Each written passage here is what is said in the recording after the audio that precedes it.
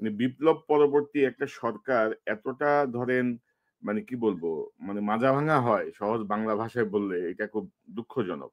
তো আমরা স্যার অনুষ্ঠানের শেষ দিকে আপনি স্যার যে প্রসঙ্গটা বলতে চাচ্ছিলেন সে প্রসঙ্গে একটু আনতে চাচ্ছি। অনেকেই মনে করছেন যে নির্বাচন আদৌ হবে কিনা। এই যে আন্দোলনের দিকে তারা চলে গেলেন, জুলাই সনদ বাস্তবায়ন, আ পিআর পদ্ধতির বাস্তবায়ন। তো সবকিছু মিলিয়ে অনেকে আশঙ্কা করছেন যে ফেব্রুয়ারিতে আদৌ নির্বাচন হবে কিনা? আদৌ ৪ মাস আগে কিন্তু আমরা কোনো আবহই দেখছি না। মানে নির্বাচনের যে আমেজ এটা তো ৬ মাস আগে থেকেই শুরু হয়ে যায়। এখনো কিন্তু আমরা কোনো পরিস্থিতিও দেখছি না। আমাদের নতুন প্রজন্ম পুরাতন কাসুন্দি খাটতে রাজি না। নতুন প্রজন্ম তাদের মতো করে ভাবছেন এবং তার একটা প্রভাব হয়তো আমরা জাতীয় নির্বাচনে হয়তো দেখতে পাবো। তবে নির্বাচন আদৌ হবে কিনা? আসসালামু আলাইকুম দর্শক, শুভেচ্ছা নিন। আপনাদের সবাইকে স্বাগত জানাচ্ছি আমি কনক সারোয়ার আজকের অনুষ্ঠানে। পাশাপাশি চলমান যে রাজনৈতিক প্রসঙ্গ সেটি থাকবে এবং আমাদের ডক্টর ইউনূস এবং বাংলাদেশ সেনাবাহিনীর মধ্যে যে দূরত্ব চলছে সে বিষয়টি আমরা আলোকপাত করব। আমার সঙ্গে যোগ দিচ্ছেন ঢাকা বিশ্ববিদ্যালয়ের সাবেক শিক্ষক অধ্যাপক এম শাহিদুজ্জামান, আন্তর্জাতিক বিশ্লেষক এবং রাজনৈতিক বিশ্লেষক। স্যার, আপনাকে স্বাগত জানাচ্ছি আজকের অনুষ্ঠানে। ধন্যবাদ। স্যার, যেমনটি বলছিলাম আমি আসলে এই আলোচনাটি একটু একাডেমিক একটা ফ্লেভার রাখতে চাই। অনেকেই বুঝতে চাচ্ছেন, অনেকেই আসলে কি হচ্ছে কি হবে এগুলো জানতে চাচ্ছেন। তো এই যে স্যার ডাকসু এবং জাকসুতে ছাত্র শিবিরের যে বিজয়, এটা কি কোনো রাজনৈতিক নতুন মেরুকরণের দিকে যাচ্ছে বাংলাদেশ? এর প্রভাব আমাদের যে আসন্ন যেই জাতীয় নির্বাচনের কথা বলা হচ্ছে ফেব্রুয়ারিতে, যদি সেই নির্বাচন যদি হয় তাহলে কি প্রভাব পড়তে পারে, বা এই নিউ পোলারাইজেশনটা আপনি কিভাবে দেখছেন? আপনার কাছ থেকে একটু শুনি। ধন্যবাদ। এটা খুবই সিগনিফিকেন্ট একটা টার্ন সাউথ এশিয়ান কনটেক্সটে। শ্রীলঙ্কা, বাংলাদেশ, নেপাল তিনটাকে ক্যাটেগরাইজ করা হয় যে এইসব দেশগুলো, স্পেশালি বাংলাদেশে ইয়াঙ্গার জেনারেশনের পপুলেশনই কিন্তু মেজরিটি, এবং এই ইয়াঙ্গার জেনারেশন এরা কমপ্লিটলি একটা ভিন্ন মূল্যবোধে তারা নিজেদেরকে প্রজেক্ট করছে। পুরো ইয়াঙ্গার জেনারেশন না হলেও যারা সচেতন এবং শিক্ষিত, এই শিক্ষিত সমাজটাই তাদের পলিটিক্যাল কনসিয়াসনেস, স্পেশালি 16 বছরের যে অভিজ্ঞতা, সেটার ফলে এখন একেবারে একটা মারাত্মক ভাবে ডেভেলপ করে গিয়েছে।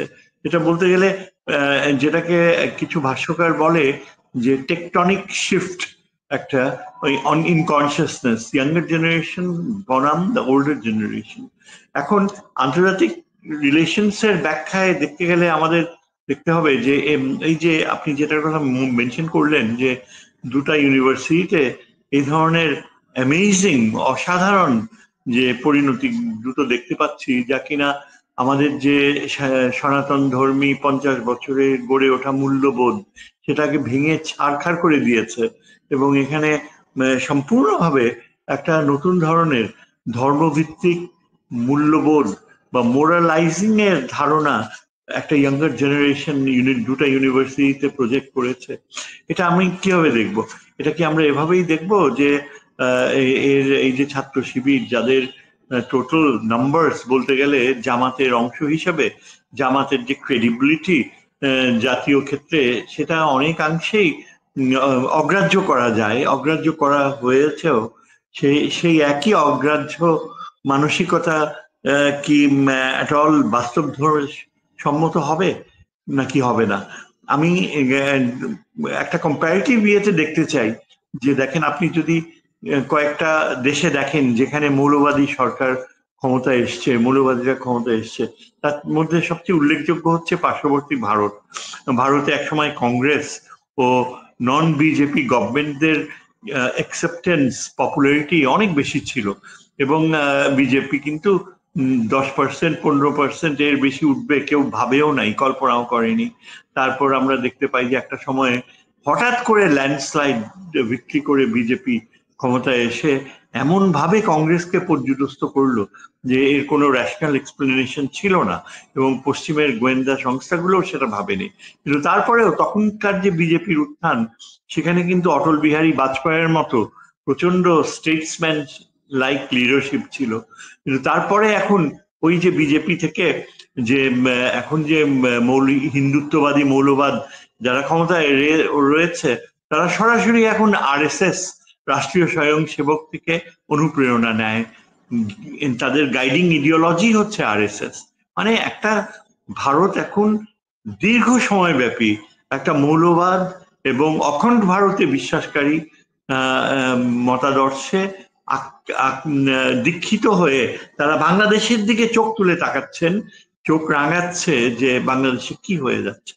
মৌলবাদী উত্থানে তো কিছুতেই মেনে নেওয়া যায় না। তবে আরো কয়েকটা এক্সাম্পল যদি আমরা দেখি, ইসরায়েল একটা ইজি এক্সাম্পল, যে কেউ ভাবেনি একসময় যে লিকুদ পার্টি চলে আসবে এবং লিকুদ পার্টিরই অফশুটস, তাদেরই সমগোত্রীয়রা এখনো ক্ষমতায় থাকবে এবং মধ্যপ্রাচ্যে যে মারাত্মক ধ্বংসাত্মক আগুন জ্বলে উঠলো, এর পেছনে মৌলবাদী ইসরায়েলের উত্থান, সেটা আমেরিকানদেরকেও আশ্চর্যিত করেছিল। তাদের ইন্টেলিজেন্স এজেন্সি গুলো কখনো রিড করতে পারে নাই যে সেই মেনাকেন বেগিং এর ইসরায়েল শেষ পর্যন্ত এখন এত ধ্বংসাত্মক পরিণতির দিকে আসবে। তাছাড়া ইরানের বিপ্লব যদি দেখি, সেটাই কিন্তু সবচেয়ে কাছাকাছি। শাহের সময়কার যে প্রচন্ড দীর্ঘ নির্যাতন, তার ফলে ইরানের রাজনীতি একেবারে পেন্ডুলাম শিফট করেছে মডারেশন থেকে একদম ধর্মীয় গোষ্ঠীর দিকে, যে আজও সেই ধর্মীয় গোষ্ঠী ইরানে প্রচন্ড জনসমর্থন নিয়ে শাসন করছে এবং আয়াতুল্লাহদেরকে সরানো, মার্কিনী ও ইউরোপিয়ান প্রচুর প্রচেষ্টা, ইন্টেলিজেন্স ইনপুট সহ সত্ত্বেও কিন্তু ইরান রুখে দাঁড়াচ্ছে পশ্চিমা সভ্যতার বিরুদ্ধে। এবং এই যে এইসব দেশগুলোর দিকে তাকালে লক্ষ্য করা যায় যে মৌলবাদ যেখানে এসছে সেখানে কিন্তু ধীর গতিতে খুবই নিশ্চুপ একটা অবস্থান নিয়ে এসে প্রবেশ করেছে। বাংলাদেশে একদম একই রকমের বাস্তবতা। আপনি যদি লক্ষ্য করেন যে আমাদের এখানে আগেকার 16 বছরে সব ইনস্টিটিউশন গুলো কলাপস করেছে, নতুন প্রজন্ম একেবারেই ডিসইলিউশন হয়ে গিয়েছে। এই যে 30 বছর 35 বছর পর্যন্ত যে ভোটার শ্রেণী, এদের মানসিকতা এখন হচ্ছে যে যে কোনো মূল্যেই হোক ক্ষমতার বিন্যাসে আগামীতে তারা থাকবে। অপরদিকে যদি তাকিয়ে দেখেন কাদের বিপক্ষে এই যে ছাত্রদের যে উত্থান, কারা তাদের প্রতিপক্ষ? তাদের প্রতিপক্ষ হচ্ছে বর্তমানে, যখন ছাত্রলীগ বিতাড়িত হয়েছে রাজনীতি থেকে, এখন এসছে ছাত্রদল। এই ছাত্র দলের দিকে তাকালে যে তারা তাদেরই পেরেন্ট অর্গানাইজেশন এখন ক্লেম করছে আগামী ইলেকশনে তারা 2/3 মেজরিটি নিয়ে হয়তো বা ইলেক্টেড হবে এবং বিএনপির শাসন বাংলাদেশে অলমোস্ট বলতে গেলে অবধারিত, অনিবার্য। কিন্তু কথা হচ্ছে যে আমাদের মতো যারা বিশ্লেষক, যারা সাবধানী, তারা কিন্তু অত নিশ্চিত হতে পারছি না। কারণ আমি দেখতে পাচ্ছি, প্রথমে যে এক্সাম্পলটা আপনাকে বললাম, যে বিভিন্ন দেশে যেখানে মৌলবাদের উত্থান হয়েছে এবং সবচেয়ে কার্যকর হচ্ছে ভারত, এইসব দেশগুলোতে কিন্তু একেবারে পিছনের দরজা দিয়ে তারা ঢুকেছে। কেউ ভাবেনি, কোনো ইন্টেলিজেন্স স্টাডিও সেটা আজ করতে পারেনি, কিন্তু তারপর তারা একেবারেই 10% 20% থেকে যে মেজরিটি সাপোর্ট নিয়ে ক্ষমতায় বসতে পেরেছে। সুতরাং আমি বাংলাদেশে সেরকম একটা পরিস্থিতি হওয়াটা অসম্ভব মনে করছি না।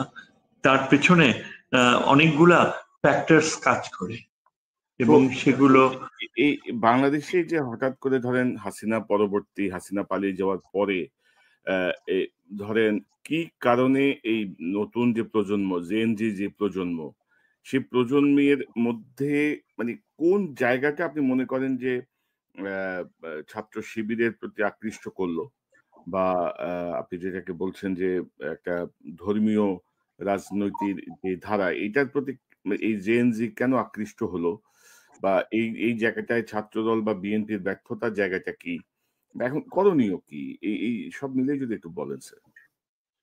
ধন্যবাদ। যেই বিষয়টা আমরা সাধারণত উপেক্ষা করি, এমনকি যখন সত্যিকারের যুদ্ধ ঘটে, ফিজিক্যাল ওয়ার, ধরেন এই যে রাশিয়া, ইউক্রেন, ইসরায়েল, উত্তর, সেখানে আমরা সামরিক সামর্থ্যকে সবচেয়ে বেশি গুরুত্ব দিয়ে থাকি। কিন্তু আমার কলিগ বাংলাদেশে একজন অত্যন্ত স্বনামধন্য সামরিক বাহিনীর স্কলার লেফটেন্যান্ট জেনারেল আমিনুল করিম, হয়তো নাম শুনে থাকবেন। তিনি ডক্টর আমিনুল করিম হিসেবে বিভিন্ন ওয়েস্টার্ন মালয়েশিয়াতে অধ্যাপনা করেছেন। আমাদের এখানে তার প্রচুর কাজ রয়েছে, স্কলারলি ওয়ার্ক রয়েছে।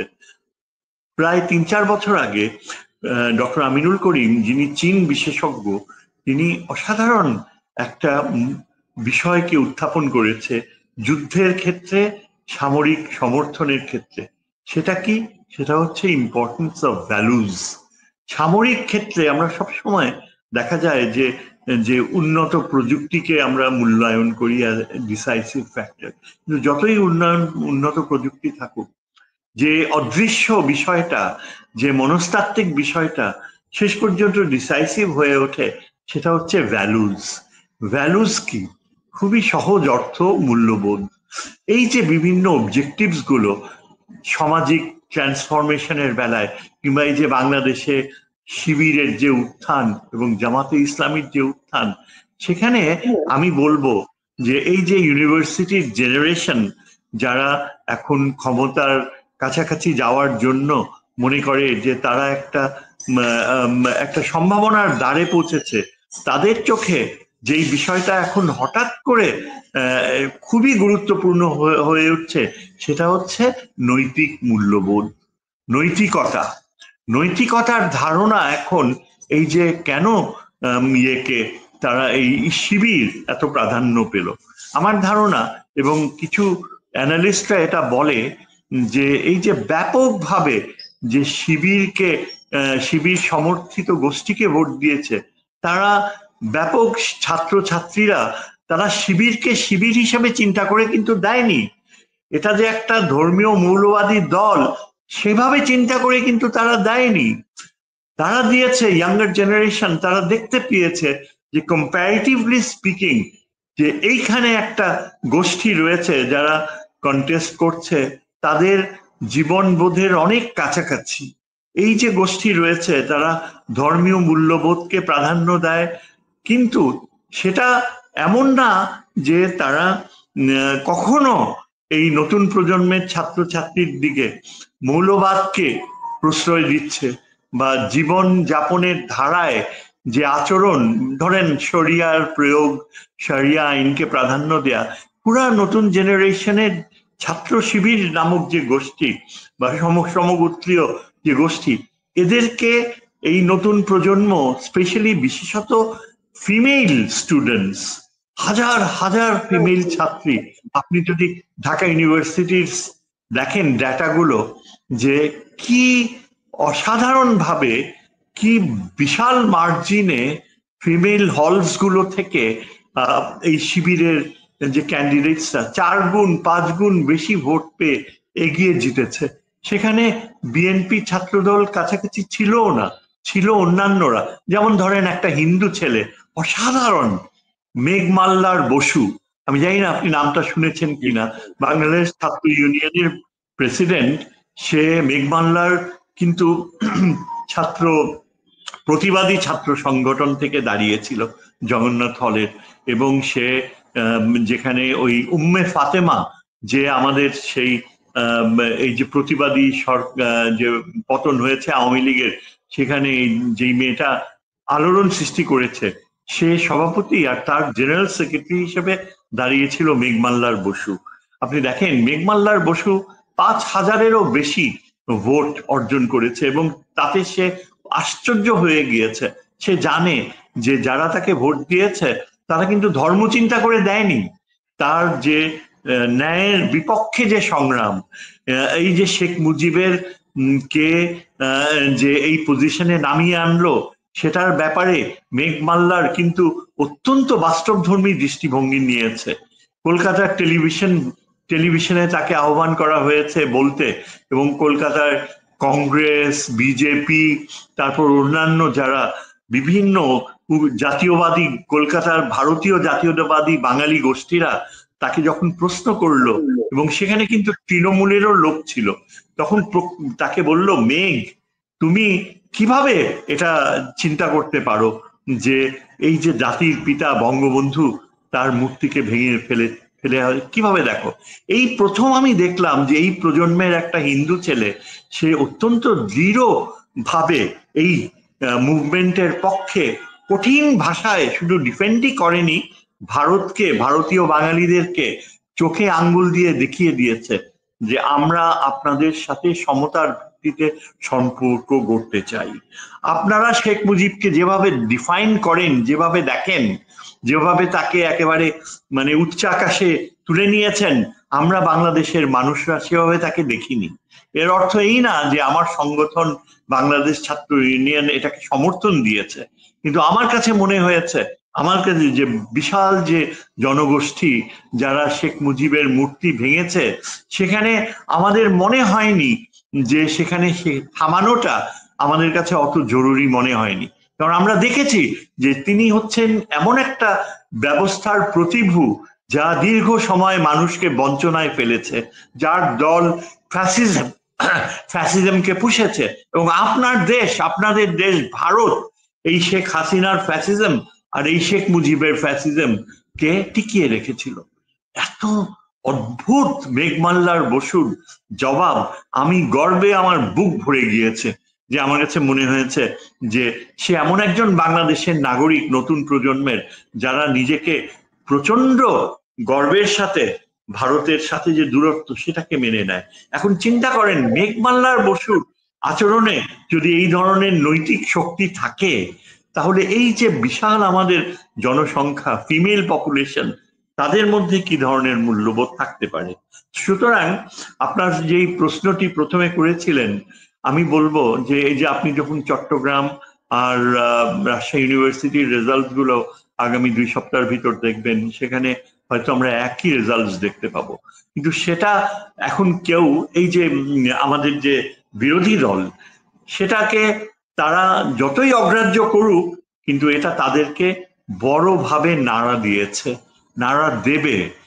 অন্তত এই যে যে বিএনপি নামক যে শক্তিশালী দলটি, যারা একচ্ছত্র তাদের আধিপত্য মূল্যবোধ সৃষ্টি করার বেলায় যারা কোনো কিছুই মেনে নিতে চাচ্ছেন না অন্যান্য সমস্ত দলগুলোর, তার মধ্যে বেশ কিছু বাস্তবতা রয়েছে। যেমন ধরেন, প্রথমত এই যে বঙ্গভবনে এমন একজন ব্যক্তি, তাকে বৈধতা দেয়া হয়েছে, যার উপস্থিতিতে আগামী ইলেকশন গুলো হবে, এভাবে চিন্তা করা হচ্ছে। আমার তো মনে হয় যে নতুন প্রজন্ম, ধরেন স্যার, আমি একটু যোগ করি আপনার সাথে, যে বিএনপির 2 জন নেতার আমি কথা শুনলাম, তারা বলতে চাচ্ছেন যে বিশ্ববিদ্যালয় পর্যায়ে যে নির্বাচন, এটা বিশ্ববিদ্যালয়ের ছাত্র ছাত্রীদের একটা মতের প্রতিফলন, কিন্তু জাতীয় নির্বাচনে এর আসলে তেমন প্রভাব পড়ার সম্ভাবনা নাই। তো এটা আপনি মনে করেন কিনা, জাতীয় নির্বাচনে কতটুকু প্রভাব পড়তে পারে? বা বিএনপির, ধরেন আমরা তো 5ই আগস্ট পরবর্তী বিএনপির ব্যাপারে যে নেগেটিভ ইনফরমেশন গুলো দেখেছি, যে চাঁদাবাজি, টেম্পো স্ট্যান্ড দখল, অন্তকোন দলেই তো বেশ বেশ একটা বড় একটা নাম্বার মারা গেছে, মানে নিহত হয়েছে দলীয় কোন দলে, এই দল ওই দল গ্রুপিং সবকিছু মিলিয়ে। এবং আবার বিএনপিও ধরেন এর মধ্যে প্রায় 4000 লোককে বহিষ্কারও করছে। কিন্তু তো বিএনপি যে ওদেরকে পুষতেছে তাও কিন্তু ঠিক না। তো এবং মানে এবং অনেক জায়গায়, যেমন জাতীয় সরকারে তারা বাধা দিয়েছে, রাষ্ট্রপতি সরানোর ব্যাপারে তারা বাধা দিয়েছে, যেটি আপনি বলছিলেন। পাশাপাশি তারা নির্বাচনের ব্যাপারে বারবার জোর দিচ্ছিলেন, নির্বাচন চান, নির্বাচন চান, নির্বাচন চান। তো আপনি কি মনে করেন যে জাতীয় নির্বাচনে এই ছাত্র সংসদের প্রভাব কতটুকু পড়তে পারে, বা বিএনপির এই মুহূর্তে করণীয় কি? দেখেন, বিএনপি যদি এই ধরনের চিন্তা করে থাকে যে জাতীয় নির্বাচনে প্রভাব পড়বে না, নিশ্চয়ই সেই চিন্তার অধিকার তাদের রয়েছে। সে চিন্তা যারা করতে চায় করুক, তাদেরকে কেউ তো আর বাধ্য করবে না। কেননা এই যে আপনি যেটা বললেন যে তারা অনেকটা কিছুটা শুদ্ধি অভিযান করছে, এই ধরনের কাজ তো ওই আওয়ামী লীগের সময়ও আমরা দেখেছি যে তারা বিচার করছে, অনেককে তারা ধরে বিচার ব্যবস্থার আওতায় নিয়ে আসছে। আমার কথা হচ্ছে যে বিএনপি মনে করে যে বিশ্ববিদ্যালয়গুলার প্রজন্ম, নতুন প্রজন্মের চিন্তাধারা এটা ম্যাটার করবে না, সীমিত থাকবে।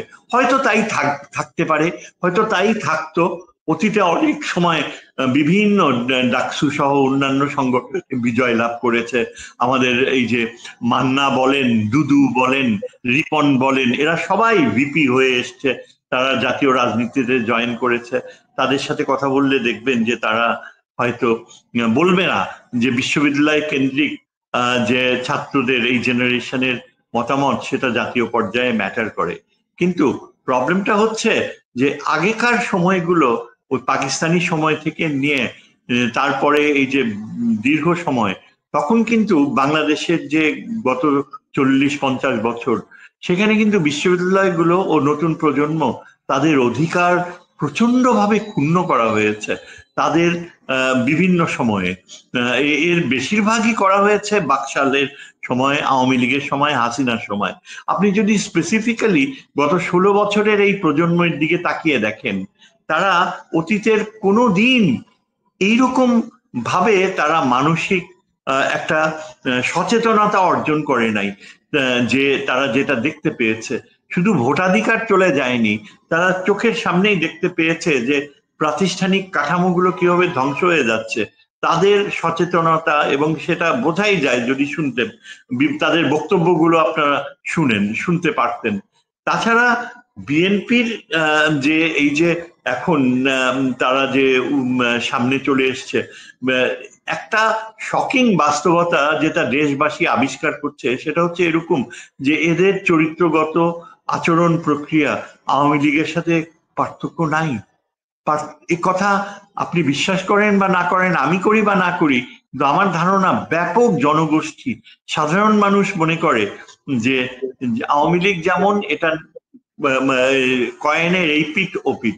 আপনি যদি এদেরকে লক্ষ্য করেন যে এদের নেতৃত্ব, সেখানে কতখানি পরিবর্তনের বা সচেতনতার বা নৈতিকতার আস্থা রয়েছে, সেটাই প্রশ্ন সাপেক্ষ, যেটা প্রকটভাবে নতুন প্রজন্মের চোখে পড়ে। যারা এখন বিএনপি বলেন, যারা নেতৃত্বে রয়েছে, তাদেরকে নিয়ে সবচেয়ে বড় যেটা উৎকণ্ঠা সেটা হচ্ছে যে এটা ভারত নিয়ন্ত্রিত একটি দল। এটা আরো বেশি স্থায়িত্ব অর্জন করেছে যে তাদের সবচেয়ে মুখ্য যে নেগোসিয়েটর, যারা এই ইউনূস গভর্নমেন্টের এই টিমের সাথে পরিবর্তনের যে মুখ্য আলোচক, তিনি এমন একজন ব্যক্তি যে প্রায় 8-9 বছর কাটিয়ে এসছেন ভারতে, শিলংয়ে থেকেছেন, প্রচন্ড প্রাচুর্যের সাথে তার জীবন কেটেছে, যেখানে এখানে ছাত্র সমাজ, বিএনপির অনেক নেতা রাত কাটিয়েছে বাসা থেকে অনেক দূরে, যারা অনেক সাফার করেছে, তাদের কাউকে না অ্যালাউ করে বিএনপির এই নেতৃত্ব এই শিলংয়ে বসবাসকারী এস আলম গ্রুপের কর্মকর্তা, এখনো যার বেতনভুক্ত, তাকে এনে পুরা দায়িত্ব দিয়ে দেওয়া হয়েছে নেগোশিয়েট করার। এবং তিনি যে অবস্থানগুলো নেন, সেখানে তিনি সমস্ত জনসমর্থিত ধারণাগুলোকে প্রত্যাখ্যান করেন। যেমন প্রপোর্শনাল রিপ্রেজেন্টেশন বলেন, যেমন এই যে আগেকার সংবিধান, এটা যে অনৈতিক, অবৈধ, এটার জায়গায় যে আরেকটা সংবিধান করা সম্ভব, ওটা যে অবসোলেট হয়ে গেছে, এই ধারণাটা এই ভদ্রলোক ও বিএনপি প্রচন্ড শক্তি নিয়ে প্রত্যাখ্যান করেন। যার ফলে বিএনপির অন্যান্য যারা মোরাল সোর্সেস, তারা একটা কথাও বলতে পারে না। এবং বিএনপির যে নেতৃত্ব, বার্ধক্যজনিত নেতৃত্ব, ফখরুল ইসলাম আলমগীর সহ, আমির খসরু মাহমুদ চৌধুরী সহ যারা অন্যান্য নেতৃত্ব, তারা পুরাপুরি এই সালাউদ্দিনের দিকে তাকিয়ে আছে। এবং লন্ডন বেসড যিনি আদেশগুলো আসছে, সেগুলো বলা হয় যে এই ধারণা যে ভারতের সাথে একটা আন্ডারস্ট্যান্ডিং এ থাকতে হবে, সালাউদ্দিন সাহেব তিনি আগামীতে বিএনপির স্পোকসপারসন থাকবেন, এবং তার অধীনে এই প্রপোর্শনাল রিপ্রেজেন্টেশনের ধারণা বলেন, সংবিধানকে চেঞ্জ করা বলেন, কোনোটা গ্রহণ করবেন না। আমাদের এখানে একটা নতুন কি বলে যে লিগ্যাল আর্গুমেন্ট, আইনগত চিন্তাধারায় একটা বৈপ্লবিক নতুন ধারা জন্ম নিয়েছে। আমি জানি না কনক, আপনি কি শুনেছেন কিনা, আমাদের একজন মধ্যবয়স্ক লয়ার আবু হেনা রাজ্জাকি, তার নাম আবু হেনা রাজ্জাকি, খুবই প্রমিনেন্স অর্জন করেছে টেলিভিশন মিডিয়ায়, অত্যন্ত শক্তিশালী তার গলা, এবং তিনি যখন কথা বলেন এমন একটা নতুনত্ব নিয়ে আসেন আইনগত ইন্টারপ্রিটেশনের বৈধতাকে, যে তার বিপক্ষে ভালো ভালো লয়ার যারা বিএনপির বলেন তারাও কিন্তু খুব বেশি সাকসেসফুলি দাঁড়াতে পারে। এই একটা পয়েন্ট আমি শুধু বলে নেই যে তার অবস্থান, যেখানে তিনি বলছেন যে যেদিন শেখ হাসিনা বাংলাদেশ ছেড়ে চলে গিয়েছে তার সাথে সাথে ওই আগেকার সংবিধানের মৃত্যু ঘটেছে।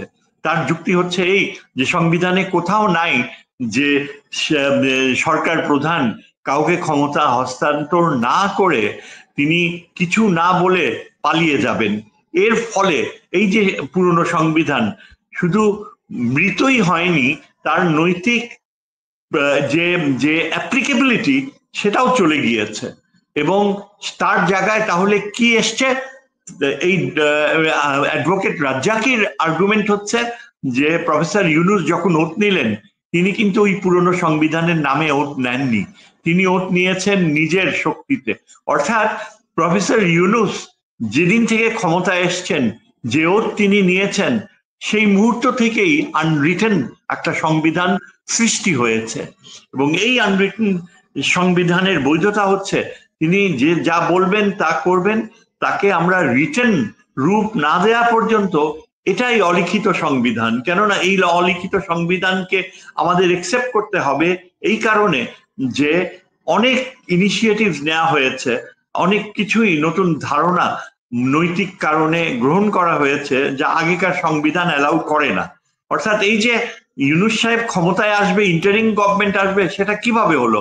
কোনো বৈপ্লবিক সরকার তো আসেনি, তাহলে হলো তাহলে আগেকার সংবিধানের আওতায় কিভাবে আমরা বলতে পারি যে একটা ইন্টারিম গভর্নমেন্ট হতে পারে?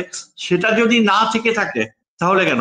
এছাড়া তিনি এই যে প্রপোর্শনাল রিপ্রেজেন্টেশনের ধারণাকে এমন ভাবে তুলে ধরেছেন জনসমক্ষে, যেটা আমার মনে হয় নতুন প্রজন্মকে অনেক শক্তিশালী ভাবে প্রভাব করবে। এবং আপনি যদি এখন এই যে যে রেজাল্টস গুলা হয়েছে ইউনিভার্সিটি গুলোতে, তারপর আমরা দেখতে পাচ্ছি মিডিয়াতে খুবই কার্যকর ভাবে জামাতকে নিয়ে যেসব স্টিরিওটাইপস গুলো ছিল, বা ধর্মীয় গোষ্ঠী যারা ক্ষমতায় আসতে চায় তাদেরকে নিয়ে বিএনপি সহ সিভিল সোসাইটিতে যেসব স্টিরিওটাইপস গুলো রয়েছে, যে শরিয়া আসবে, মেয়েদের অধিকার থাকবে না, এগুলো নিয়ে প্রচন্ড আই ওপেনার্স ডিবেট শুরু হয়েছে। যেমন ধরেন মেয়েদের কি বাধ্যতামূলকভাবে হিজাব করতে হবে জামাত আসলে? দুইজন খুব স্পষ্টবাদী ধর্মভিত্তিক ব্যক্তিত্ব হঠাৎ করে বাংলাদেশে উদ্ভব হয়েছে। একজন হচ্ছে, আপনি নিশ্চয়ই চিনবেন, যে মার্কিন যুক্তরাষ্ট্রে হাওয়ার্ড ইউনিভার্সিটিতে অধ্যাপনা করছেন ভদ্রলোক, তার নাম ডক্টর গালিব। ঢাকা বিশ্ববিদ্যালয় তিনি all through first class first, তাও এই আওয়ামী পিরিয়ডে তাকে ওই ফিজিক্স ডিপার্টমেন্টে জয়েন করার, কেমিস্ট্রি বোধহয় জয়েন করতে দেওয়া হয়নি, আজকে হাওয়ার্ড ইউনিভার্সিটিতে পড়াচ্ছেন। বাংলাদেশে আসার পরে প্রত্যেকটা ইস্যুতে এখন তিনি অত্যন্ত এনলাইটেন্ড ওপিনিয়ন দিচ্ছে, এবং আমরা দেখতে পাচ্ছি যে মিডিয়া সহ নানান যে সিভিল সোসাইটির যারা ক্রিটিক্স, যারা খোলা মনে দেখছে, তারা কিন্তু তাদের যে, এবং আরেকজন হচ্ছে শিশির মুনির, যিনি এই যে লয়ারদের ডিফেন্ড করেছে, এরা দুজনই কার্যকর। ইন্টারেস্টিংলি এনাফ এরা দুইজনই ধরেন স্যার, জামাত এবং শিবিরের পক্ষে যারা কথা বলছেন তারা যেভাবে যৌক্তিকভাবে এবং পিন পয়েন্ট ভাবে তাদের বক্তব্য তুলে ধরছেন, বিএনপির পক্ষ থেকে কিন্তু সেটি কাউন্টার করার মতো আমরা তেমন কাউকে পাচ্ছি না। তারা এক ধরনের আবেগ, তারা এক ধরনের তথ্য, যে কথাগুলো মানুষের মধ্যে আছে, আওয়ামী লীগের যে মুক্তিযুদ্ধের চেতনার যেই বক্তব্য, সেগুলোকে সামনে নিয়ে আসছেন। তো এখন ধরেন স্যার, যে আমি যদি এই বিষয়ে একটু আরেকটা কথা অ্যাড করতে চাই, যেটা আমার কাছে সবচেয়ে ভয়ঙ্কর মনে হয় বিএনপির ব্যাপারে। দেখেন, বিএনপির কোনো মতাদর্শই তো নাই, কোনো ইডিওলজি নাই। আওয়ামী লীগের একটা ইডিওলজি ছিল, তারা এই যে তারা মতাদর্শে আওয়ামী লীগের দলীয় একটা ইয়ে ছিল, ফ্যাসিস্ট ইডিওলজি। এবং আওয়ামী লীগে যারা এখনো আস্থা রাখে, যেমন অনেক মিডিয়ার ব্যক্তিত্ব, যেমন এই যে আমাদের জিল্লুর তৃতীয় মাত্রার, এবং তার মতো এই যে মাসুদ কামাল মতো জার্নালিস্ট, এরা সবসময় বলে যে আওয়ামী লীগের ব্যক্তিদের বিচার করতে পারেন, কিন্তু দল তো কোনো দোষ করেনি। আমার কথা হচ্ছে, দল দোষ করেনি এটা কিভাবে বলছেন? ফ্যাসিজম যখন লালিত হয়েছিল, জার্মান নাৎসি পার্টিকে কি ব্যান করা হয়নি? জার্মান নাৎসি পার্টির সমর্থক লক্ষ লক্ষ কোটি কোটি লোক ছিল, তাদেরকে কি ভুলে যেতে হয়নি? আজকে যদি জিল্লুর বা মাসুদ কামাল বলে যে কোটি কোটি আওয়ামী লীগের সাপোর্টাররা কোথায় যাবে, কোথায় যাবে? এটা কেন প্রশ্ন? দল কোথায় যাবে? দল তো দায়ী। যদি নাৎসি পার্টি দায়ী হয়ে থাকে, তাহলে আওয়ামী লীগের ফ্যাসিস্ট দলও দায়ী, এবং ওই দলটি ব্যান্ড হয়ে যাবে যদি বিচার প্রক্রিয়া হয়। এবং আওয়ামী সমর্থক যতই কোটি কোটি হোক না কেন, ঠিক নাৎসিস পার্টির সমর্থকদের যেমনি সাবডিউড হয়ে অন্য রাস্তা খুঁজতে হয়েছে, আওয়ামী সাপোর্টারদেরও একই পথে যেতে হবে। এখন বিএনপির কথা আমি যেটা বলছি, দেখেন বিএনপির যে মতাদর্শ ছিল সেটা জিয়াউর রহমানের মতাদর্শ। কি ছিল জিয়াউর রহমানের চিন্তাধারায়? সেখানে ছিল যে আমরা এই দেশে একটা গণতন্ত্র সর্বাত্মকভাবে গড়ে উঠবে, মাল্টি পার্টি ডেমোক্রেসি। এবং তিনি যেই বিষয়টা প্রাধান্য দিয়েছে, তিনি জামাতকে টেনে নিয়েছেন, তার দলে অন্তর্ভুক্তি করেছে। তিনি কিন্তু ইসলামী ধারণাকে, ইসলাম গাইডিং ফোর্স, ইসলামী বিশ্বের সাথে ঘনিষ্ঠ সম্পর্ক এবং পশ্চিমা বিশ্বের সাথে যে সম্পর্ক থাকবে, তার পাশাপাশি চীন ও মুসলিম ওয়ার্ল্ডের একটা নিবিড় অংশ হবে, সেটাই ছিল কাম্য। কিন্তু এই যে এখন বর্তমান বিএনপি নেতৃত্ব, তারা কিন্তু একদম জিয়াউর রহমানের চিন্তাধারাকে তারা একসেপ্ট করে নেয়নি। এরা এখন লিবারেল ডেমোক্রেসির কথা বলে। ফখরুল ইসলাম আলমগীর বলে যে বিএনপি লিবারেল ডেমোক্রেসিতে বিশ্বাস করে। আমি বলবো জিয়াউর রহমানের যে বিএনপি, যে মতাদর্শ, সেটা কখনো লিবারেল ডেমোক্রেসি বলতে সেকুলারিজমকে প্রশ্রয় দেয়নি। জিয়াউর রহমান সেকুলারিজমের ধারণাকে একসেপ্ট করেনি। জিয়াউর রহমানের চিন্তাধারা ছিল যে বাংলাদেশের সৃষ্টি এবং এর পেছনে যে ইতিহাস, সেখানে শেরে বাংলা, সোহরাওয়ার্দী এরাই ছিল মুখ্য উদ্যোক্তা। জিয়াউর রহমান ইতিহাস বুঝতে চেষ্টা করতেন, তিনি অনেক সময় কাটিয়েছেন। আমি তো কাছাকাছি ছিলাম, আমি নিজের চোখে দেখেছি যে জিয়াউর রহমান এই যে যুদ্ধ, লিবারেশন ওয়ার শব্দটা ব্যবহার করা বিরক্তি বোধ করতেন। তিনি আমাদেরকে ব্রিফ করার সময় বলতেন, লিবারেশন ওয়ার আবার কি? আমরা কি লিবারেটেড হয়েছি? কিসের থেকে লিবারেটেড হয়েছি? আমরা, এটা স্বাধীনতা যুদ্ধ ছিল, আমরা স্বাধীন হয়েছি। স্বাধীন হয়েছে আরেকটা দেশ যারা আমাদের গণতন্ত্রকে রেসপেক্ট করেনি তাদের। তার চিন্তাধারা কিন্তু সততা ছিল, এবং তিনি সবসময় এটাকে ইম্পর্টেন্স দিতেন যে আমাদের ইতিহাস চলে যায় শত বছর, শত শত বছরে, যেখানে বাঙালি মুসলমান সত্তা জন্মলাভ করেছে এই অঞ্চলে, যেখানে শেরে বাংলা ফজলুল হক আমাদের দ্বিজাতি তত্ত্ব উপহার দিয়েছে লাহোর প্রস্তাবে, এবং দ্বিজাতি তত্ত্বর ভিত্তিতেই কিন্তু আমরা আলাদা রাষ্ট্র সৃষ্টি করেছি। দ্বিজাতি তত্ত্বের ভিত্তিতেই আমরা ৭১-এর স্বাধীনতা যুদ্ধে আলাদা একই সীমান্ত আমরা বেছে নিয়েছি, যে এটাই আমাদের সীমান্ত, ৪৭-এ যে সীমান্ত ছিল। কিন্তু আজকে হাসিনা যে চয়েস নিয়েছে, সেই চয়েসে আমরা দেখতে পাই যে তিনি সরাসরি দ্বিজাতি তত্ত্বকে প্রত্যাখ্যান শুধু করেননি, তিনি দ্বিজাতি তত্ত্বের পরিবর্তে অখণ্ড ভারতের ধারণাকে আলিঙ্গন করেছে। কাজেই আওয়ামী মতাদর্শ যদি সেকুলারিস্ট ফিলসফির ধারণায় শেষ পর্যন্ত দ্বিজাতি তত্ত্বকে প্রত্যাখ্যান করে অখণ্ড ভারতের ধারণাকে মেনে নেয়, কেননা আরএসএস এখন অখণ্ড ভারতকেই প্রমোট করছে, এবং শেখ হাসিনা তার শেষের ঘন্টাগুলায়, তার পালিয়ে যাওয়ার ৩-৪ ঘন্টার যদি আচরণ আপনি দেখেন, তিনি কিন্তু সুস্পষ্টভাবে ভারতীয় সামরিক হস্তক্ষেপ সরাসরি কামনা করেছে। এবং সেই কারণে আমরা দেখতে পাই যে এই যে যারা বলে যে আওয়ামী লীগকে একসেপ্ট করতে হবে দলগত হিসাবে, এটা কখনোই সম্ভব হবে না। বাংলাদেশের জনগণ আওয়ামী লীগকে প্রত্যাখ্যান করছে, কেননা আওয়ামী লীগ দ্বিজাতি তত্ত্বকে মানবে না। এখন আপনি যদি বিএনপির উপরে এই থিওরি অ্যাপ্লাই করেন, আপনি দেখেন এই ফখরুল ইসলাম আলমগীররা, এরা এই যে যারা, তারা এই যে আপনি সালাউদ্দিন, যিনি 9 বছর কাটিয়ে আসছে ভারতে, যিনি এখন নেতৃত্ব দিচ্ছে, তাকে এই অবস্থানে রাখার কি বাধ্যবাধকতা ছিল? কেন বিএনপি কি আর নেতা ছিল না? এখন ধরেন স্যার, আজকে জি স্যার, আপনি যেটি বলছিলেন যে জিয়াউর রহমানের যে আদর্শ বা যে আইডিওলজি তিনি প্রতিষ্ঠা করেছেন, সেটিকে অতিক্রম করার মতো কোনো মেধা আমরা এখনো দেখছি না। মানে সেটিকে অতিক্রম করার মতো সেই যোগ্যতা আমরা এই পর্যন্ত কারোর মধ্যে দেখি নাই। এটা হচ্ছে বিশেষত 5ই আগস্টের পরে বিএনপির প্রতিটা সিদ্ধান্ত কেমন যেন স্যার একটা এলোমেলো, একটা গোলমেলে বিষয়। আবার ধরেন এই ছাত্র সংসদ নিয়ে ওরা যেটি বলছে যে গত 15 বছরে আমাদের সংগঠন ঠিক মতো ছিল না, আবার এখনো কিন্তু অন্তকোন্দল আছে। তো বিএনপির এই যে সংকটকালীন সময় বা ধরেন আমি যদি বলি যে একটা শক ওয়েভে যে পড়লো বিএনপি, একটা যে ধাক্কা, বেগম খালেদা জিয়াকে কি বিএনপি কোনো সামনে আনতে পারে এই সময়ে? ধরেন আহ, আপনি কি মনে করেন? বেগম খালেদা জিয়া কিন্তু অনেকটা আমি হয়ে গেছে। আমি মনে প্রাণে সেটাই চেয়েছিলাম। বেগম খালেদা জিয়া সবই জানেন, সবই বোঝেন, কিন্তু উনি মুখ ফুটে কিছুই বলতে পারছেন না। এমনও হতে পারে যে তার স্বাস্থ্যগত সীমাবদ্ধতা রয়েছে, কিন্তু সবচেয়ে ভালো হতো এটাই, তিনি অনেকবার বলেছেন দুঃখ করে যে যেসব বিএনপির নেতা যাদের কোনো আইডেন্টিটি ছিল না, যারা বিএনপির হাত ধরে বিশাল সম্পদের পাহাড় গুনেছে, আজকে তারা আমার পাশে নাই, তাদের উপর কোনো নিয়ন্ত্রণ নাই। বেগম খালেদা জিয়ার যে দীর্ঘশ্বাস ছিল, যার কারণে তিনি হাসিনার সময়ে রাজনীতি বিমুখ হয়েছিলেন, সেই বাস্তবতা তাহলে এখনো কেন একই রকম ভাবে চলছে?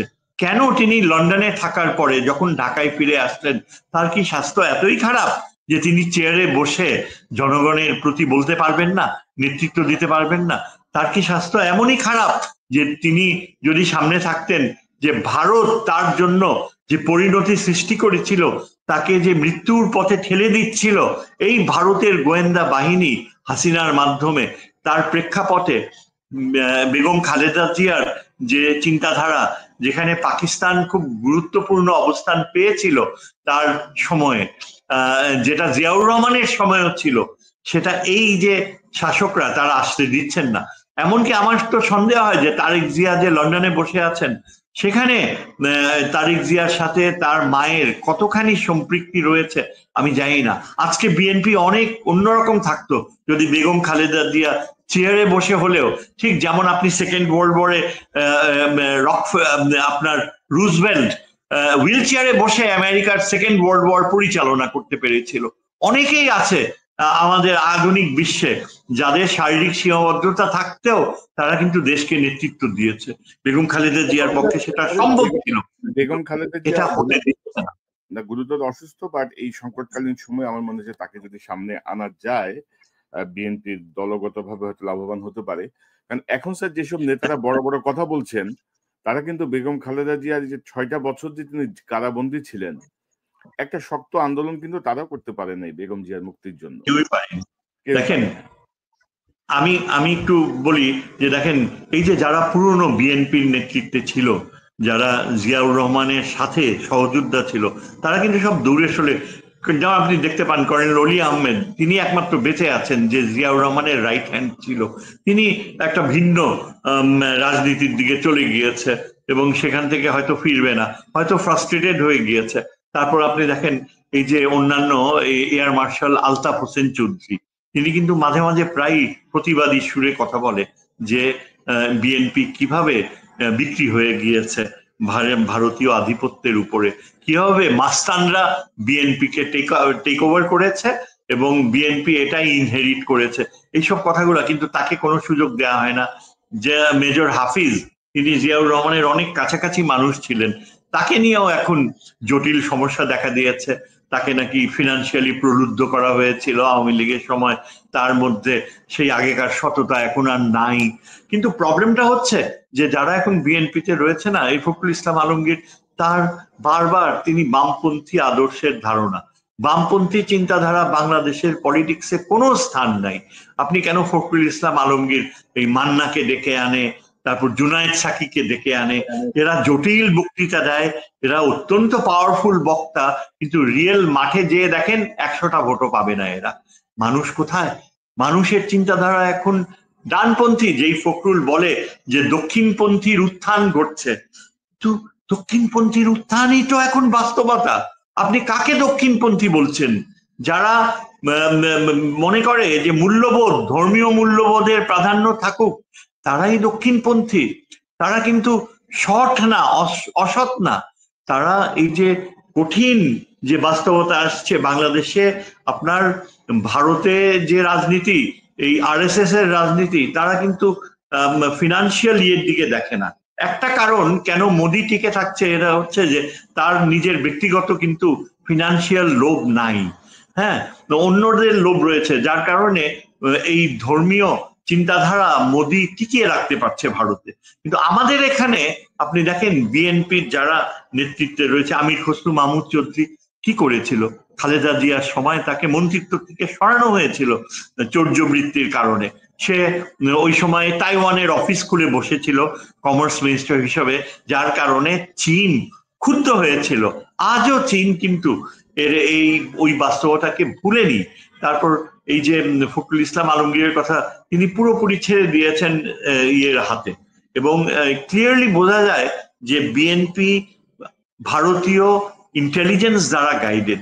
সবচেয়ে বড় বিএনপির সমস্যা হচ্ছে যে তাদের যে জাতীয় নিরাপত্তা উপদেষ্টা, তিনি সরাসরি এই যে বর্তমান সেনাবাহিনী প্রধান, তাকে লন্ডনে তারেক জিয়ার সাথে পরিচিত করিয়ে দিয়েছিলেন।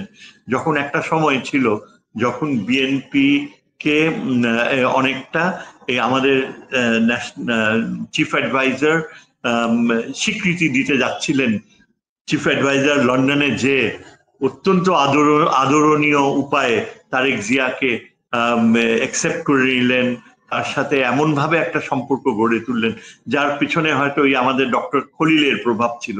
এবং এখান থেকে আমির খসরু মাহমুদ চৌধুরী হি ফ্লু টু লন্ডন, এবং অদ্ভুত ভাবে দেখা গেল যে তারই প্রভাবে তারেক জিয়া শেষ পর্যন্ত একটা নিশ্চয়তা পেল, যে বলা হয় যে আগামী সরকার আসবে, বিএনপি সরকার আসবে, তারেক দায়িত্ব নেবে এবং আমাদের চিফ অ্যাডভাইজার সেই পথেই চলবে। সেইটা করতে যে তার ফলশ্রুতিতে সেনাবাহিনী প্রধান তার সাথে তারেক জিয়ার সাথে পরিচয় করিয়ে দেওয়া হলো, এবং তাতে বোঝা গেল যে বর্তমানে উত্তরপাড়ায় যিনি নেতৃত্ব দিচ্ছেন, তিনি পুরাপুরি বিএনপিকেই আগামীতে ক্ষমতায় আসার ব্যাপারে উত্তরপাড়ার সমর্থন নিশ্চিত করবে। এই যে বিষয়গুলা ঘটে গিয়েছে, তাতে কি হয়েছে দেখেন। কিন্তু ধরেন স্যার, যে আপনি এতটা নিশ্চিত হলেন কিভাবে যে তারেক জিয়াকে তিনি কথা বলেছেন? আমি জানি কথা বলিয়ে দিয়েছেন ওই যে জেনারেল আকবর, ফজলে আকবর, তিনি কথা বলিয়ে দিয়েছেন, তিনি ব্রিজ তৈরি করেছেন। কিন্তু জেনারেল ওয়াকারের ভূমিকা কি সেটি মনে হচ্ছে? জেনারেল ওয়াকারের ব্যাপারে আমরা যেটা শুনতে পাচ্ছি, ডক্টর ইউনূসের সঙ্গে একটা দূরত্ব তৈরি হয়েছে, তিনি গুম খুনের বিচার করতে দিচ্ছেন না, তিনি আওয়ামী ফ্যাসিবাদীদেরকে সরাতে দিচ্ছেন না, সবাইকে তিনি আরো শক্তিশালী করেছেন। তো এটা কি ইঙ্গিত দেয় যে তিনি বিএনপির পক্ষে আছেন বা বিএনপি সরকার গঠন করুক তিনি চান? দেখেন, তিনি বিএনপির পক্ষে ছিলেন যে সময়টায় মনে হচ্ছিল, সেই সময়টাই কিন্তু এটা এই যে জেনারেল আকবর যিনি এই রোলটা প্লে করেছে, তিনি তার গ্রহণযোগ্যতা অনেক কমে গিয়েছে এখন। বিএনপির মধ্যে যারা একটা প্রাক্তন সামরিক বাহিনীর অফিসার রয়েছে, তারাই প্রশ্ন তুলছে যে জেনারেল ওয়াকারকে বিএনপির ইয়ে করা, তাকে সুযোগ করে দেয়া, এবং এই ফজলে আকবর একটা আপনার গবেষণা প্রতিষ্ঠান দাঁড় করিয়েছে যেখানে ওয়াকার এসে সরাসরি বিএনপির পক্ষে একটা অবস্থান নিয়েছিল। কিন্তু সেটা বুমারাং করেছে যখন ওয়াকার তার ক্রেডিবিলিটি হারিয়েছে। সেনাবাহিনীতে দেখা গেল যে নানান রকমের দুর্নীতির প্রশ্রয় দেয়া, সেখানে অযোগ্য হাসিনা সময়কার সেনাপতিদেরকে টিকিয়ে রাখা, যেটা এখনো ঘটে যাচ্ছে। তার সাথে এখন বিএনপি সরাসরি টাইড আপ হয়ে গিয়েছে এবং সেখান থেকে বিএনপি বের হতে পারছে না। আপনি দেখেন এই যে বিএনপির নেতৃত্ব যারা আছে, ফখরুল ইসলাম আলমগীর সহ, এরা কিন্তু একবারও সামরিক বাহিনীর নেতৃত্বের ব্যাপারে এটা বলছে না যে সামরিক বাহিনীর যারা চাকরিচ্যুত অফিসার, যাদের চাকরিতে ফিরে যাওয়া উচিত ছিল, তাদের ব্যাপারে একটা কমিশন হওয়া উচিত। এই বিষয়টা বিএনপি একবারও তুলে ধরছে না। তারা একবারও বলছে না যে এই যে আমাদের গোয়েন্দা বাহিনী গুলোয় সেখানে যে ব্যাপকভাবে আওয়ামী লীগের ছাত্রলীগেরা ঢুকেছে এবং যারা এখনো রয়েছে মিড লেভেলে হায়ার লেভেলে পর্যন্ত শত শত, অনেকে বলে যে ন্যাশনাল এনএসআই তে কয়েক হাজার আওয়ামীরা এখনো মধ্য পর্যায়ে এসে পুরা গোয়েন্দা বাহিনীর গোয়েন্দা চর্চাকে দূষিত করছে। এটা তো সত্যি কথা, এটা তো বাস্তবতা। কিন্তু বিএনপি নেতৃত্বের মুখ বন্ধ কেন? কেননা তারা অলরেডি এই ওয়াকারুজ্জামানের প্রতি আনুগত্য নিশ্চয়তা করেছে। ওয়াকারুজ্জামানের যোগাযোগটা হচ্ছে ভারতীয় নেতৃত্বের সাথে। এই যে মাত্র গত পরশুদিন বা গতকাল মোদি কলকাতায় এসছে, ভারতীয় ইস্টার্ন কমান্ড ফোর্ট উইলিয়ামসে তিনি দেখা করেছেন, তিনি দীর্ঘ সময় কাটিয়েছেন। ভারতীয় সংবাদ মাধ্যমের জানা গেল যে এই ইস্টার্ন কমান্ড এখন ব্যাপক প্রস্তুতি নিচ্ছে। তারা শিলিগুড়ি সহ পূর্বে এবং অন্যান্য 3টি ডিভিশন তারা ব্যাপকভাবে এক্সারসাইজেস করছে। এখনো আমরা জানি না যে বাংলাদেশের নিরাপত্তা কতখানি নিশ্চিত। এই যে নিরাপত্তা প্রশ্নে এই বিএনপি নেতৃত্ব এতখানি কম্প্রোমাইজ করছে, ওয়াকার ডিপেন্ডেন্স একেবারেই পূর্ণাঙ্গতা অর্জন করেছে, এটা আমাদের নিরাপত্তা কতখানি নিশ্চিত করতে পারে, এটা কতখানি। কারণ একটা লক্ষ্য করে থাকবেন, কয়েকদিন থেকে এই যে আমাদের যে কমিশনের নেতৃত্ব ডক্টর আলী রিয়াজ, তিনি প্রথম আলোতে একটা সাক্ষাৎকার দিয়েছে, বলছে যে ফেব্রুয়ারির মধ্যে ইলেকশন না হলে বাংলাদেশে নিরাপত্তা সংকট দেখা দিবে। হোয়াট ডাজ হি মিন? কি নিরাপত্তা সংকট দেখা দেবে? কেন? উনি কি মিন করতে চাচ্ছে? আমার সন্দেহ হচ্ছে যে আপনি ডক্টর আলী রিয়াজ বলেন, এই টিআইবির ডক্টর ইফতেখারুজ্জামান বলেন, বদিউল আলম মজুমদার বলেন, এরা কিন্তু প্রত্যেকেই তাদের যে ওয়েস্টার্ন সংগঠনগুলো, এনজিও গুলোর পক্ষে তারা এই যে বাংলাদেশের ভবিষ্যৎ নিয়ে কাজ করছে। এদের আগেকার প্রাথমিক কমিটমেন্ট ছিল যে বাংলাদেশে তারা মৌলবাদের উত্থান কোনোভাবেই হতে দেবে না, এটা ছিল তাদের ভাষা। ইফতেখারুজ্জামান, আমার এখনো মনে পড়ে, is on record to have said যে বাংলাদেশে আমরা মৌলবাদের উত্থান হতে দেব না। এখন কথা হচ্ছে তাদের চোখে যারা এখন নিয়ন্ত্রণ করছে আমাদের constitutional mechanism for the near future, তাদের কাছে মৌলবাদের কথা এখন প্রাধান্য পায় না, কেননা তারা বুঝতে পারছে যে বাংলাদেশের পলিটিক্যাল কালচারে জামাত এখন একটা পাওয়ারফুল ফ্যাক্টর হয়ে গিয়েছে। এই কারণে এদের মুখে কিন্তু এটা আসে না। কিন্তু আলী রিয়াজ যখন বলে যে নিরাপত্তা হুমকি হতে পারে, তার অর্থটা কি সেটা কিন্তু কখনো সে ইলাবোরেট করে না। যার ফলে আমার সন্দেহ হয় যে তারা চাইছে যে যত তাড়াতাড়ি সম্ভব আপনি এই ইলেকশনের মাধ্যমে যেন বিএনপি ক্ষমতায় আসে। এখন আপনি মিলিটারি রিফর্মস গুলো করছেন না, তার ফলে কি দাঁড়াচ্ছে? পুরো সামরিক গোয়েন্দা বাহিনী কিন্তু ইলেকশন ইঞ্জিনিয়ারিং এর যে পথ সেটা খোলা থাকছে। আজকে আমরা ইলেকটোরাল রিফর্মস বলতে যেটা মিন করি, দেখেন এই যে কমিশন গুলো হয়েছে, যেখানে বদিউল আলম মজুমদার আর আমাদের আলী রিয়াজ বসেছে, তাদেরকে একবারও শুনেছেন যে সামরিক বাহিনী রিফর্মস এর কথা তারা বলছে? তারা কি একবারও চিন্তা করছে যে আগামী ইলেকশনের আগে সামরিক বাহিনীর এসেনশিয়াল রিফর্মস গুলো না হলে যে কতখানি অস্থিতিশীল বাস্তবতা সৃষ্টি হতে পারে সেটা তারা অ্যাড্রেস করেছে? করেনি। কেন করেনি? কারণ আমাদের ইউনূস সাহেব এই একটা এরিয়াতে he is blind, he is totally blind. জাতীয় নিরাপত্তার বিষয়টা বারবার তুলে ধরি আমরা কয়েকজন, যে প্রফেসর ইউনূসের উচিত হবে যে সামরিক বাহিনীতে প্রফেশনালিজম ফিরিয়ে আনা। দেয়ার আর ব্রিলিয়েন্ট অফিসার্স যারা চাকরি খুইয়েছে। আপনি জানেন হয়তো যে একজন রিটায়ার্ড কর্নেল, লেফটেন্যান্ট কর্নেল, তার নামটা ভুলে গেলাম, এই পিছনে বাবরি চুলালা প্রায় টক শো গুলোতে আসে, লেফটেন্যান্ট কর্নেল হাসিন, রাইট। আপনি জানেন তার মতো একজন বীর অফিসার যে খেতাব প্রাপ্ত, তার নামের পাশে লেখা হয় বরখাস্তকৃত। এত বড় দুঃসাহস, এত বড় অপমান করার সাহস পায় কিভাবে যে একটা বীর?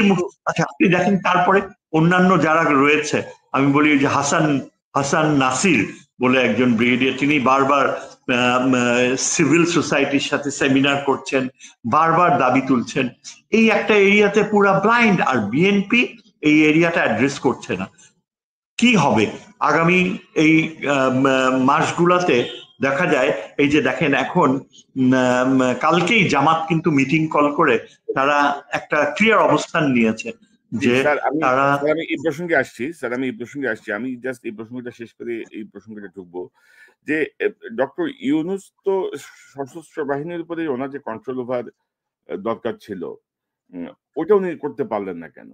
এবং ধরেন ডক্টর ইউনূস বঞ্চিত অফিসারদের প্রমোশন এসব ব্যাপারে জেনারেল হাফিজকে দিয়ে যে কমিশন করে দিয়েছেন, সেই কমিশনও কিন্তু কার্যকর ভাবে কাজ করতে পারছে না, এটা আপনি জানেন। তো ডক্টর ইউনূস কেন এতটা কি বলবো এতটা ঢিলে ঢালা ভাবে আর্ম ফোর্সেস কে হ্যান্ডেল করলো? কোথায় সমস্যা আপনি মনে করেন, কেন পারলেন না উনি?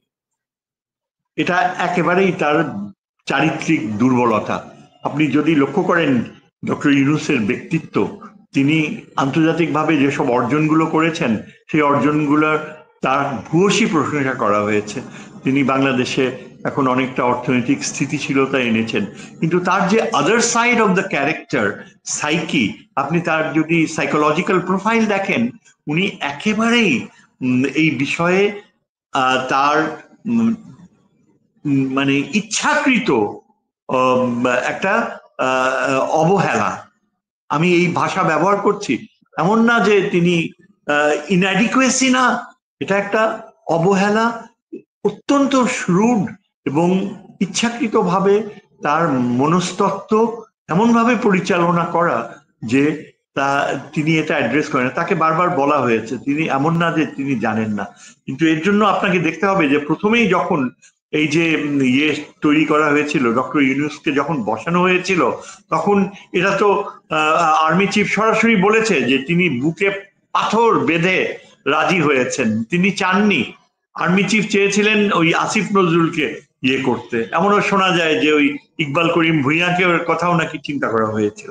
কিন্তু ডক্টর ইউনূসকে যখন বসানো হলো, তার সাথে যেসব অ্যাডভাইজার্সদের বসানো হলো, সেখানে ডক্টর ইউনূসের খুব বেশি চয়েসেস ছিল না। এবং তখন থেকেই তিনি দেখতে পেয়েছেন যে সেনাবাহিনী প্রধানের যিনি সরাসরি বলতে পারলেন যে আমি বুকে পাথর বেঁধে তাকে একসেপ্ট করলাম, তখনই কিন্তু ডক্টর ইউনূসের হেল্পলেসনেস বোঝা গিয়েছে। তিনি তখন অ্যাক্ট করলেন না। তিনি যদি সাথে সাথে তিনি বলতেন যে যে সেনা প্রধান আমাকে একসেপ্ট করতে এত নিমরাজি, তাকে আমি না রেখে আমি আরেকজনকে রাখছি। পরে তিনি এতই হেল্পলেস হয়ে গেলেন যে তিনি যখন সেনাবাহিনী প্রধান চেঞ্জ করতে চাইলেন, সেটা কিছুই করতে পারলেন না। এখন পুরাপুরি বঙ্গভবনে যিনি বসে আছেন, প্রফেসর ইউনূসকে প্রত্যাখ্যান করতেও তিনি আপত্তি করেন না। এবং এই যে দূরত্বটা হয়েছে, প্রফেসর ইউনূস কোনোভাবেই সেখানে হাত দিতে চান না, রিফর্মস আনতে চান না। বলা হয় যে হয়তো তিনি আগামী কয়েক মাসে এই দূরত্ব আরো ভয়াবহ আকার গেইন করবে। তিনি প্রফেশনাল রিপ্রেজেন্টেশনের কথা মোটেই আনতে চান না। তার দুর্বলতা হচ্ছে চট্টগ্রাম প্রীতি, এবং এটা অত্যন্ত বিরক্তিকর। তিনি একটা মাত্রা থাকে, কিন্তু তিনি যেভাবে চট্টগ্রামের প্রতি দুর্বলতা প্রদর্শন করেন, অযোগ্য মানুষদেরকে এনে বসান, সেটা খুবই মানে চোখে পড়ার মতো। এবং তার one of the worst selections আমি যেটা মনে করি সেটা হচ্ছে চিফ ইলেকশন কমিশনার। একটা ছাপোষা আমলা, তাকে এনে বসানো হয়েছে চিফ ইলেকশন কমিশনার। এই ছাপোষা আমলা চিফ ইলেকশন কমিশনার সরাসরি খোলাখুলি ঘোষণা দিয়ে বসেছেন যে যেহেতু এই সংবিধানে এই প্রপোর্শনাল রিপ্রেজেন্টেশনের কোনো স্থান নাই, সুতরাং আমি প্রপোর্শনাল রিপ্রেজেন্টেশনের ধারণাকে কোনো প্রশ্রয় দেব না। এই কথা বলার তার কি দরকার ছিল? এই কথা তুলে ধরার তার কি কোনো প্রয়োজনীয়তা ছিল? তিনি কি জানেন না যে প্রশ্রয় দেওয়ার প্রশ্ন তার উপর নয়, এটার পলিটিক্যাল ডেভেলপমেন্টস কোন দিকে যায়, কোন রাজনৈতিক চিন্তাধারা সামনে চলে আসে, তার উপরই নির্ভর করে? তিনি কি জানেন না তার চিন্তা করার এইটুকু শক্তিও নাই যে প্রপোর্শনাল রিপ্রেজেন্টেশন বিএনপি প্রত্যাখ্যান করে, কিন্তু বাকি সবগুলা দল এটাকে সমর্থন দেয়। কিন্তু এই যে ঘোষণাটা দিয়ে দিল, এটা টিপিক্যাল আমলাতান্ত্রিক। এই চিটাগোনিয়ান এই লোক, তাকে কেন এখানে বসানো হচ্ছে যেখানে সরাসরি তিনি এই ইলেকশন কমিশনকে প্রতিপক্ষ হিসেবে দাঁড় করিয়ে ফেলেছেন? এবং এটা বোঝা যায় যে একটা ইলেকশন কমিশন সেখানে যদি তিনি নেতৃত্ব দেন, আর প্রপোর্শনাল রিপ্রেজেন্টেশন ধারণা যেটা এখন এই বর্তমানে একটা মেইন দাবি, যার পাশাপাশি সংবিধানের বৈধতা যেটা অ্যাডভোকেট রাজ্জাকি শক্তিশালীভাবে তুলে ধরছেন, সেটাও একটা মূল দাবি। এগুলো অত্যন্ত রেলেভেন্ট এবং এগুলার সাথে ভারতপন্থী বিএনপি ও সালাউদ্দিন একেবারেই একরোখা অবস্থান নিচ্ছে এবং এই বিষয়গুলো আমাদের প্রধান অ্যাডভাইজার অ্যাড্রেস করছে না। আর অ্যাডভাইজার যারা আছে তারা সবাই গা বাঁচাবার জন্য ব্যস্ত। কেউ এখন কিন্তু চিফ অ্যাডভাইজারের কাছে নেই। কয়েকজন রয়েছে যারা অত্যন্ত এলিটিস্ট, তারা নিজেদেরকে দেখতে পান। এক সময় আমি জানি, আমি নাম বলবো না, বামপন্থীর নেতৃত্ব ছিলেন ছাত্র জীবনে, বিশ্ববিদ্যালয় শিক্ষকতার জীবনে। এখন তিনি একেবারেই শারদ বাজানো শিল্পীতে পরিণত হয়েছেন এবং তিনি এতই এলিটিজম, তারা তাদের কাছে কি আশা করে? আসিফ নজরুল সম্পর্কে তো open controversy, he is serving Indian ends এবং তিনি সরাসরি ডিজিএফআই এর চয়েস হিসাবে এসছেন। তারপর আপনার এই যে ইয়েদের মধ্যে বিএনপির যে ছাত্র দল, তাদের যে নৈতিকতা বোধ, সেটা কোনোভাবেই অ্যাড্রেস আরো আনফরচুনেট হচ্ছে যে ধরেন একটা বছর পরেও কিন্তু ডক্টর ইউনূস তার উপদেষ্টা পরিষদে কোনো ইভ্যালুয়েশন করেন নাই, কোন উপদেষ্টা পারলো কারা পারলো না। তো আপনার কি মনে হয় যে আদৌ নির্বাচন হবে কিনা, এরাই আন্দোলনে যাওয়াটা ঠিক হচ্ছে কিনা, সব মিলিয়ে আপনার একটা মতামত নিয়ে আমরা অনুষ্ঠান শেষ করবো। আমার প্রথম কথা হচ্ছে নির্বাচন হয়ে যাওয়া উচিত, কারণ নির্বাচন না হলে ক্যাটাস্ট্রফির দিকে যাবে। প্রফেসর ইউনূস একেবারেই নিজেকে অকর্মণ্য প্রমাণ করতে পেরেছেন। তিনি তার নিজের স্বার্থ রক্ষা করেছেন, তার ভিতরে অনেক মহৎ গুণ থাকতে পারে, কিন্তু আগামীর এই ইস্যুগুলো অ্যাড্রেস না করলে এখন আন্দোলনের পথ এটা যাবে, সামনে এগোবে। কারণ আমার মনে হয় জামাত ইসলামী চাইবে যে এই যে বর্তমান সরকার ক্ষমতায় রয়েছে তাদের কাছে জামাত ইসলামী গুরুত্ব ও স্বীকৃতি চাইবে।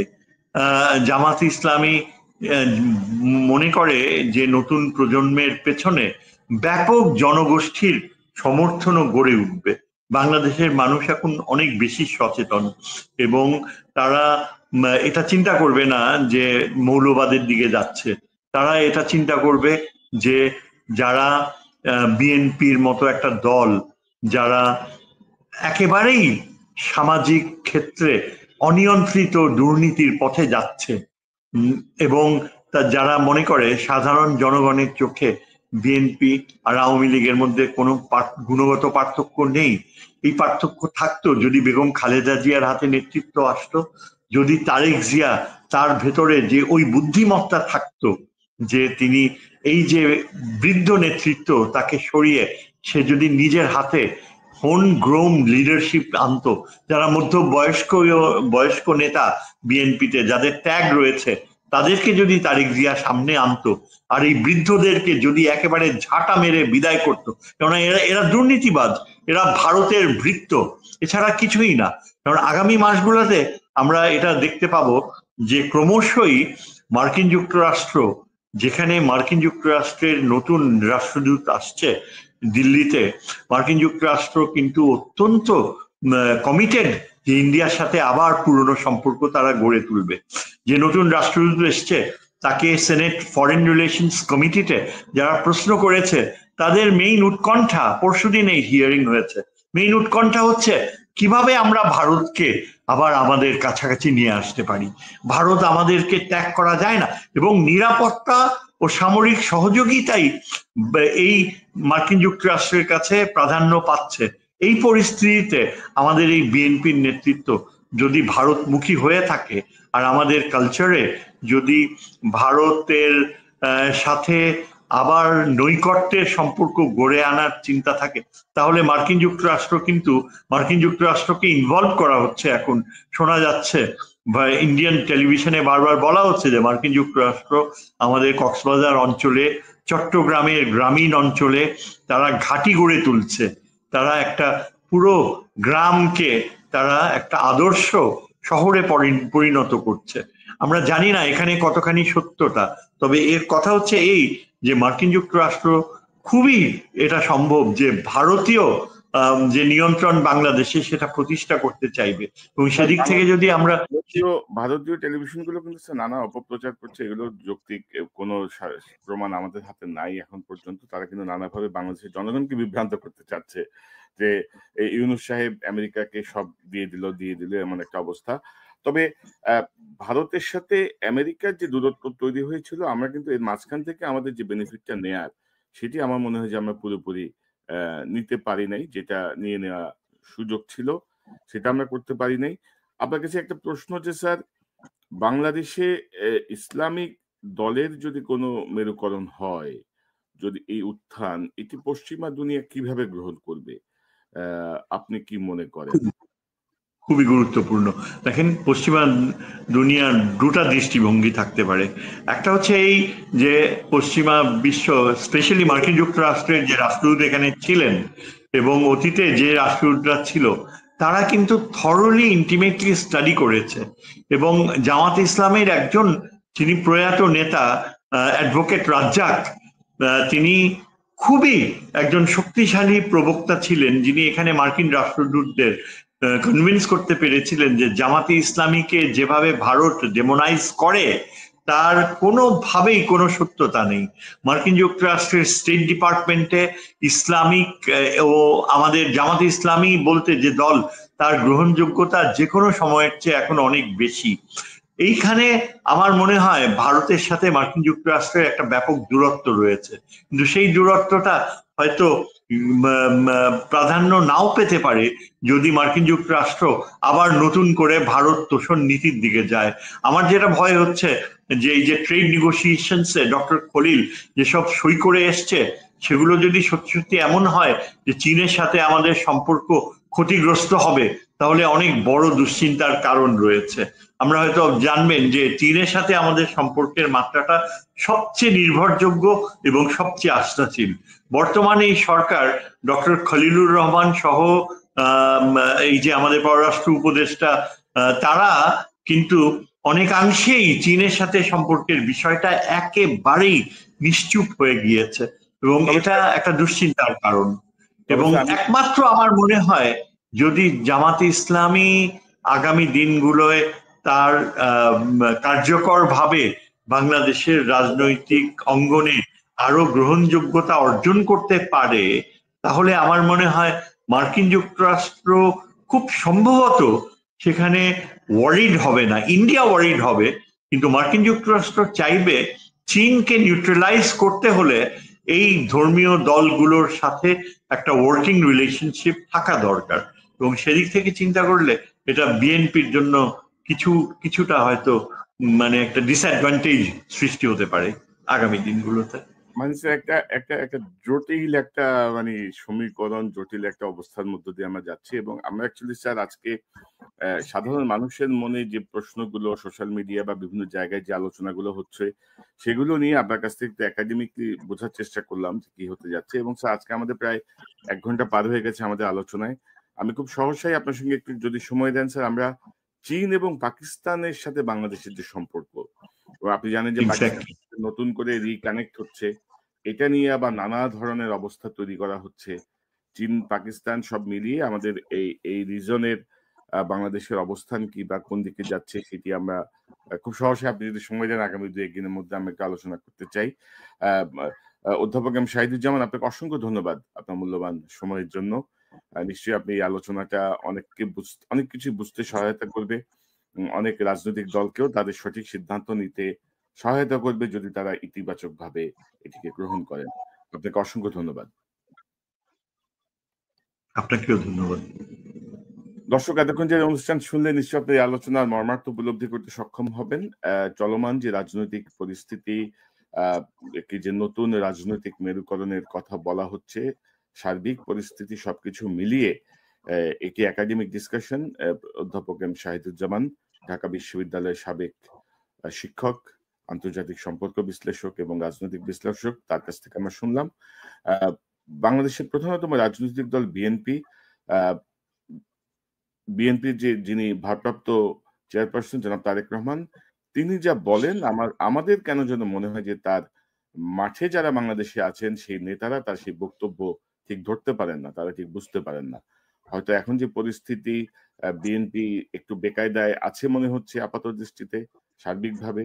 হয়তো তারেক রহমান সাহেব যদি দেশে ফিরতে পারেন, দেশে ফিরেন, হয়তো যদি হাল ধরেন, তার বক্তব্য যদি সরাসরি মানুষের কাছে যায়, মানুষ যদি তার বক্তব্য সরাসরি তাকে দেখে শুনতে পারে, হয়তো কিছু গুণগত পরিবর্তন আসলেও আসতে পারে। আর তিনি যদি ফিরে আসেন হয়তো আ অনেকের মুখে জোকের মুখে চুন পড়ার মতো অবস্থা হবে। অনেকেই হয়তো নিজেকে গুটিয়ে নেবে। হয়তো বিএনপির মতো এই দলটা এই যে ঐতিহ্যবাহী জিয়াউর রহমানের যে আদর্শের যে দল সেটি হয়তো রক্ষা পাবে। তো সার্বিকভাবে যে পরিস্থিতি যেদিকে যাচ্ছে তাতে বোঝা যাচ্ছে যে আমাদের সেনাবাহিনীর যে ভূমিকা আমরা দেখছি, ডক্টর ইউনূসের যে শিথিল অবস্থা আমরা দেখছি, সব মিলিয়ে নানা ধরনের শঙ্কা আছে। নিশ্চয়ই আমরা সে বিষয়গুলো সময়ের সাথে, সাথে এই চ্যানেলে আলোচনায় তুলে আনবো। আবারও দেখা হবে ইনশাআল্লাহ। আসসালামু আলাইকুম।